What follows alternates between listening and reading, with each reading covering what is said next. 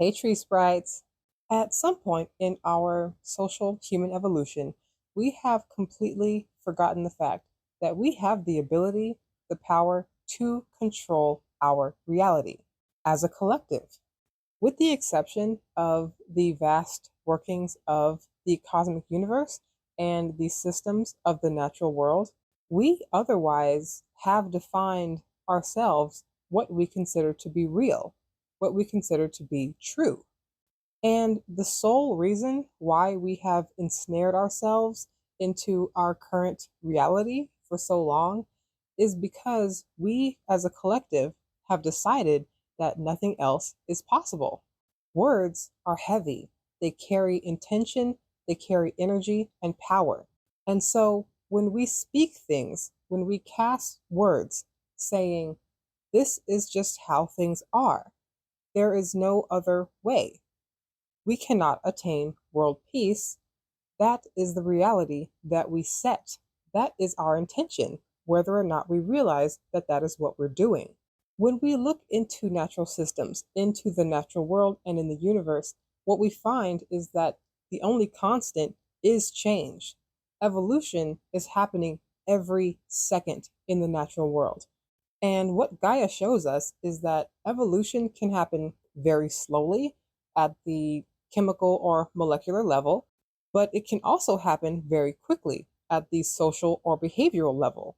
And so while we are not going to drastically alter our physiological state overnight, we can evolve our behavior and our social conditions very rapidly if we so chose to. We say things like, this is just how humanity is. Humans are naturally combative. Humans cannot live together cohesively.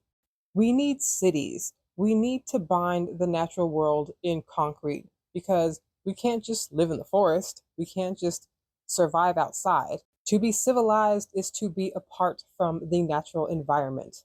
We need oppressive governments. We need the prison industrial complex. People have to be controlled and regulated. We will automatically just create conflict and war with each other. These are all ways that we intentionally define and set parameters around our reality. We have convinced the grand majority of ourselves that this is just how we are meant to exist, and that no other form of living is possible, or that it would be near impossible to shift the trajectory to an alternate future. Once we decide and accept that something is impossible, we no longer put any effort into attaining that future. Self limiting beliefs don't just exist on the individual level. We also have society limiting beliefs or socially limiting beliefs. Because you'll find for individuals on the journey of self development, once you have decided that something is possible in your life, you put in the work and effort to attain that thing.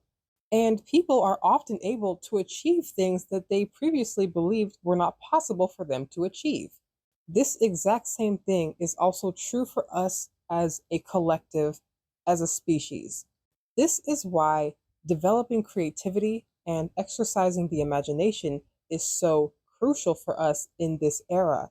We have the ability to decide to expand the parameters of our reality because the majority of our reality is self inflicted.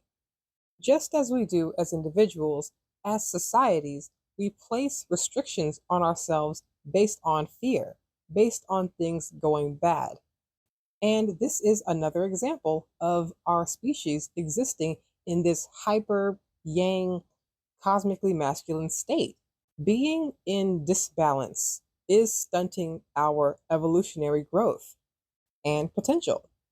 By evening out our energetic balance, we can release our fear, our our stuckness in survival mode, and embrace chaos, embrace a little bit more of the wild possibilities and potentials of the future.